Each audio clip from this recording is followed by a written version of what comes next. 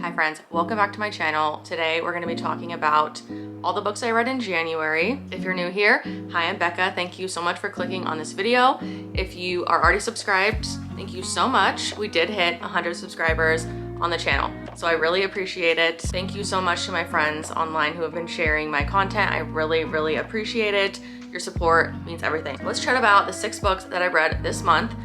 5 out of the 6 were on my Kindle. I love this thing. I could rave about it all the time. I actually recently put a cute new cover on the back. A little Gemini sign and a quote. If you know, you know. 5 out of 6 were on my Kindle, and then I have 1 audiobook to chat about.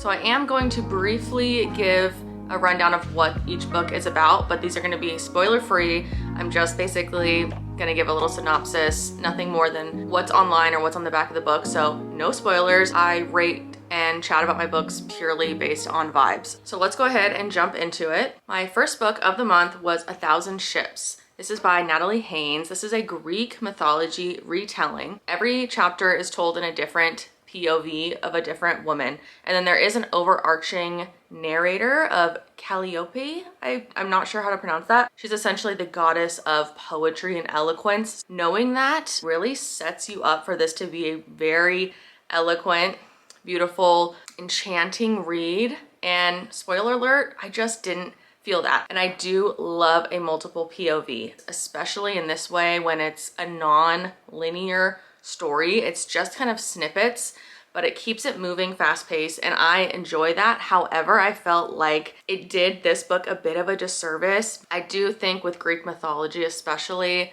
there's a lot of names. I do feel like it was a bit tough sometimes to be following. My biggest gripe with this was that there just wasn't enough of a common thread to string all of these stories together, other than the fact that these were women in the Trojan War, which if you're familiar at all with Greek mythology, you probably know a few of these names and a few of these stories. The synopsis basically says these are the untold, lesser known stories of the women of the Trojan War. And I just don't find that to be true. As someone who has a very basic understanding of Greek mythology, I knew who a lot of these people were in their basic story, and I didn't feel like I really got more from it.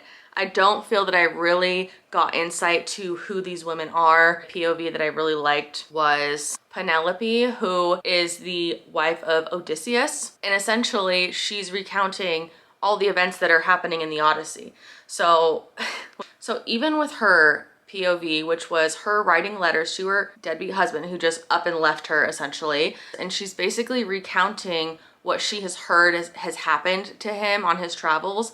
And I find that that's kind of a common theme with a lot of these POVs. You're not really getting the insight of the woman themselves, but more so what the men in their lives have done and how that's affected them. You definitely do get an overarching understanding of what it's like to be a woman in this time in a patriarchal ancient Greece society. There are some really powerful quotes and passages in this, but overall I felt like it lacked that real depth from them. I did enjoy it, but honestly, I just find that Madeline Miller's, they're just written better. They just hit a little bit harder, but I still enjoyed it. I love Greek mythology. I remember having one of those big like reference picture books. I found it to be quite surface level. It was just okay, so I gave it 3 stars. Next we have The Housemaid, and this is a thriller. This was actually the pick for my book club that I'm a part of. Everyone found it to be very easy to read, really fast paced. I think everyone read this in like a few days time. I personally read this in a 24-hour period. For me, it just kind of felt like a silly little time. Someone in the book club said that it felt like just listening or reading gossip, which I can agree with. It definitely felt that way in the sense that it didn't really have a lot of depth and structure to me. The main character is a young woman who has recently just got out of prison. So she's been incarcerated for, I believe, about 10 years or so. It was no short stint. She's looking for a job, and she comes across a, help wanted ad for a housekeeper, live-in maid at a wealthy couple's house. Attractive, rich, wealthy, successful businessman who is married to the shrill, mean, kind of unstable housewife. Very typical, in my opinion, of what you would see to set up something like this. Basically, as she's living there, she's ignoring all of these red flags. And this is where my biggest kind of gripe with this is. Her thought process and her actions in this book didn't make any sense to me for someone who has been in prison for the last 10 years and obviously has no sense of judgment, self-preservation, protection, just walking straight into something that's obviously a bad situation, right?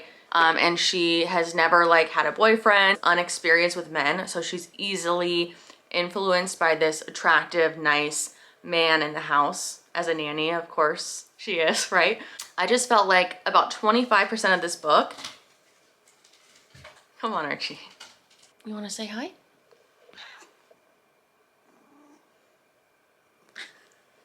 So I felt like 20 to 25% of this book really did not serve any purpose to the story. Overall, I just felt like it was very contrived, very predictable. Overall, I felt like this was very similar to Colleen Hoover's Verity, which I hated. I felt like the end was incredibly rushed, happened about really fast, and I didn't find it to be that satisfying. So the next book that I read was Once Upon a Broken Heart by Stephanie Garber.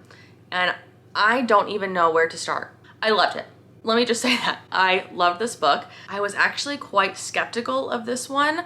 I am that way, I find, with YA romantasy in general. Anything that's very popular on the internet, I have a healthy dose of skepticism for, but this is one that I can say really surprised me. It really lived up to the hype. I didn't know much about it. I did not do my research before this.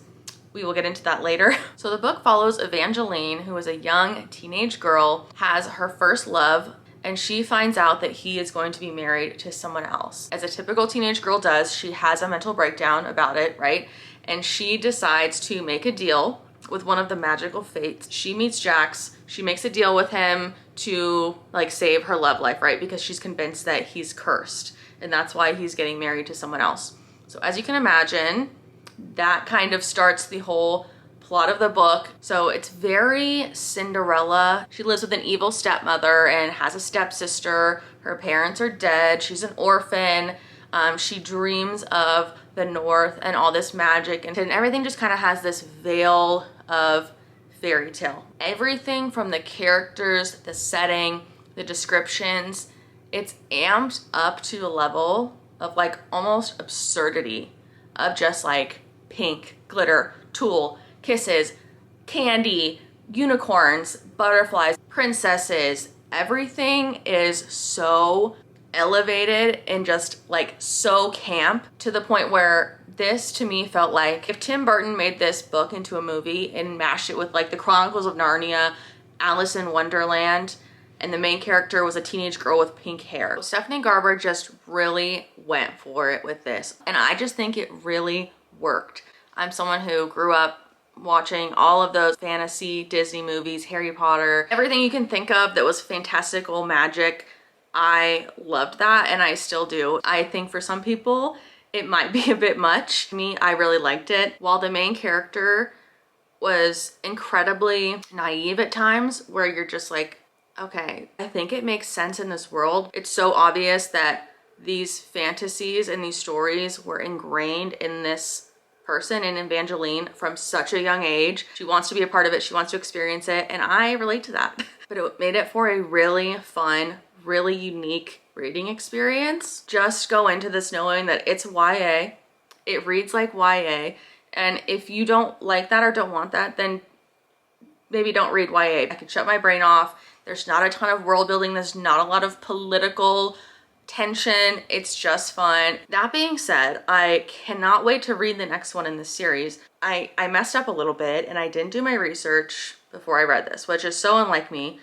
I am such a master proponent of Googling everything, and I did not realize that this is in the same universe as Caraval. Now I want to finish it. I want to continue the series, but reading another YA fantasy series is just daunting to me. Please leave me a comment if you have read either of these and you really think it's worth me going back and reading Caraval. I will do it. My understanding is that it is more of the backstory on Jax, the Prince of Hearts. I love a kind of sarcastic, flirty, evil male villain love interest. I enjoy that a lot. Did lack just a little bit of that like plot development, the quality factor that really makes a book a 5-star for me. So right now it's a 4, but it's a very strong 4 and could be a 5 later on if I reread it. This next book I actually mentioned in my 5 fantasy series that I want to read this year, and that is Red Rising, dystopian sci-fi fantasy by Pierce Brown. And I did write a review for this on my Goodreads, and I mentioned that I am trying to not just compare every book that I read to other books, but I find that that's a very common thing when you consume media. It's just a way to figure out what you like and kind of gauge other people's taste with yours. So that being said, this is essentially Hunger Games set on Mars, but instead of the main character being a young woman who hunts, it's basically a young man who mines for resources. It's very similar vibes to the Hunger Games, to Lord of the Flies, to the Divergent series, all of those kind of things. You can absolutely tell this is where a lot of the inspiration for this book came from. But I loved all those books, and I find that it did it well enough, and it was interesting and different enough that it set itself apart, and I really liked that. So the main character is only 16 when this story starts, and he is part of the lower class of the Reds. And as I mentioned, they're the ones mining under the surface of Mars. And this isn't a spoiler, this is in the synopsis of the book. They're basically told that they're doing this and it's part of the greater good, and they're doing all this work to basically revive humanity on Mars so that they can build a civilization on the surface. Well, you find out, and this main character finds out, that they've been lied to, essentially, unaware of all of the progression that's happening on the rest of the planet and in the rest of the solar system, essentially. He gets an opportunity to infiltrate the upper class. He's going to go participate in these trials, go to the school of the golds, of the elite, who's basically enslaving all of the lower classes. I find in the beginning of a lot of these kind of fantasy books, it's so much info dumping and so much world building in like the first half of the book that it can be very hard to get through, and it can just be a lot of information to take in. And I feel like with this one, it did a really good job of having it be action-packed. There is a big major event that happens in the beginning that propels the rest of the plot and gives it all context. It really gives you the insight into the main character of what his drive is and why he's doing this. The author, I find, does a good job of telling you a lot of this world building stuff, but then also letting you kind of infer a lot of it on your own. I thought this was done well for the most part. The plot was really interesting. The pacing was good. I find that a little bit in the middle, it slows down. It's typical of these kind of books. Hunting, they're hiding from each other, they're backstabbing, they're eating bugs, they're making a fire, kind of mutiny going on, very Lord of the Flies. A little bit of that can be kind of slow, but I think it's a big part of these types of stories, how a lot of shit goes down when they're left to their own devices like that. I'm definitely going to be continuing the series. I'm just going to be focusing on some other romances. I honestly want to read Caraval and Once Upon a Broken Heart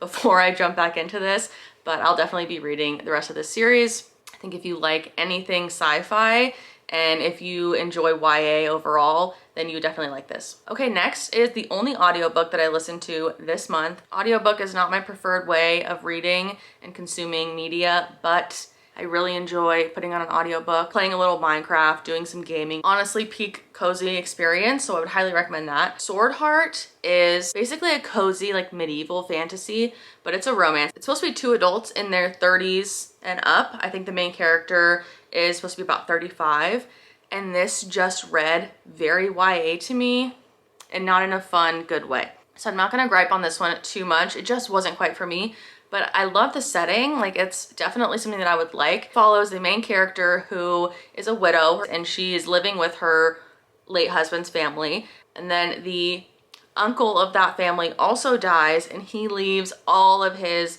wealth and estate to her in a very Knives Out situation. The family is not happy with that. They kind of revolt against her. And one of the things that he leaves to her is a sword. And at one point she unsheaths the sword, and to her surprise, a man appears, and he is like the keeper of the sword. I do like when a person is like tied to an inanimate object. I do think that's interesting. But in this, I felt like it kind of missed a lot of opportunity to kind of like flesh that out, give more backstory of why that's happening. So she tries to escape her evil in-laws. This sword keeper is acting as her protector. The whole story is essentially them running away, running in a forest, stopping in some taverns, and essentially just the two of them, you know, pining for each other, sexual tension. They meet a few different characters along the way, and that's about it. These are supposed to be two grown characters, and I found them to be very immature and just borderline annoying, especially, unfortunately, the main female character. She was very that typical, like, unsure of herself, doesn't speak with any authority. In my opinion, it just doesn't translate well. I didn't find it to be romantic. I didn't find there to be any chemistry between the two of them. I found all of their conversations to be very juvenile, just not good. I think the only thing that really worked in this understanding of what it's like to be a woman in this patriarchal society is this is like medieval times, you know, like a woman in her 30s without a husband is essentially worthless. I think the delivery just didn't work for me, and especially with the audiobook narration, it really just heightened the annoyance that I had with this main character. This was 3 stars because I did enjoy the setting of it. And it was an easy audiobook to listen to, but honestly, I didn't really care for it. I will definitely still be giving this author another try. I want to read Nettle and Bone, but this one wasn't for me. Okay, I did in fact save the best for last. Was my only 5-star read of the month, and that was A River Enchanted by Rebecca Ross. This is the same author who did Divine Rivals, which I also very much liked, but I will say right now, I enjoyed A River Enchanted even more. So this is also a fantasy romance. This is set on a fictional Scottish isle, which was just absolutely breathtaking, gorgeous. I loved every minute of the setting and the descriptions of this world, full of folklore, as you can expect from the title, A River Enchanted. Very elemental magic, which is one of my favorite, probably my favorite type of magic. So you're following a few main characters in this, which again, I really enjoy. You're getting a lot of multiple POVs in this as well. One of the main characters is a young man who in his youth went to the mainland to basically go study music at college, and then he is summoned back to his home, which is divided in the East and the West. He's summoned back by a mysterious letter. The East and West on this island are basically historic rivals. That's essentially all that you get. You don't get a ton of backstory of why that is. He comes back and meets up with basically his childhood nemesis. She's like the ruler. So you're following them as they reunite, and she kind of is enlisting his help to solve a mystery. A lot of the young girls from the island are going missing. So naturally they suspect the West, their rivals, are behind this. You also follow another main character couple who are a bit older, who is like the captain of the, you know, guard of the East, and his wife, who is a healer. So you're getting a healer, a warrior, a, you know, kind of heiress, a bard.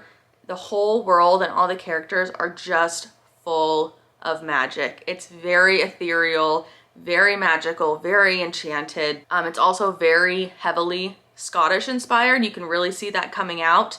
You know, their plaids are enchanted. The wind carries the gossip across the misty mountain. The earth, flowers, everything has some kind of magical element, and it was just so lush. I really enjoyed reading about all of these main characters, as well as all of the use of the vocabulary in this, like especially just the Scottish inspired stuff, I find really endearing, really makes it cozy and different. They're going from croft to croft, they're crossing rivers, they're riding their horses through the mountains. It's very atmospheric, very engaging. And like I said, the magic system in this, I just really loved. I just found it to be very interesting. And I think Rebecca Ross did such a good job of setting just a really vivid world. I wouldn't say that the magic system is necessarily that fleshed out, but I think that if you have some general understanding of fantasy and elemental magic, I don't think that it always needs to be so spelled out for you. I don't need tangible reasonings why a lot of these things exist. I just like to read a book and just believe that that kind of magic and fairy tale and folklore just exists. Like, I don't necessarily need to know all the nitty-gritty details of it. There are some slow parts. There's a lot of just dialogue in this. People sitting by a fire, drinking tea, making a pot of stew, making a Scottish plaid on an enchanted loom. Just a lot of that kind of slow but very character driven, and I just loved all of it. I definitely am excited to read the sequel. My favorite read of the month. Thank you so much for watching. Thank you for listening to me rave about all of these books. Please leave me a comment. Let me know what your favorite book of January was. Thank you so much for watching. Please be sure to subscribe. Hope that you had a good first month of the year. You read a lot of books. I find that I'm motivated to get ahead on my reading goal and do a lot of cozy reading, especially when it's cold and rainy outside. I hope that you've been enjoying it, and I will see you in the next one.